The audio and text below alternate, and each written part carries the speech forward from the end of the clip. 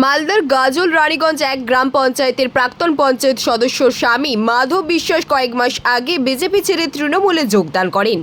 অবশেষে নিজের ভুল বুঝতে পেরে তৃণমূল ছেড়ে আজ ভারতীয় জনতা পার্টিতে যোগ দেন। জনতা পার্টির দলীয় পতাকা তুলে যোগদান করেন এবং যোগদানকারীর হাতে গাজলের বিধানসভার বিধায়ক চিন্ময় দেব বর্মন ভারতীয় জনতা পার্টির পতাকা তুলে দেন।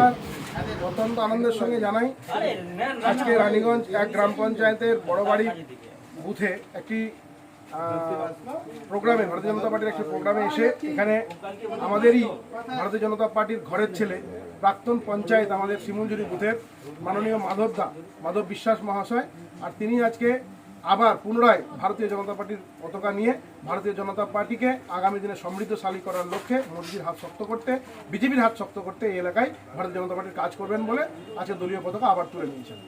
আপনার রাজনীতি, আপনার আওয়াজ, বাংলা খবর।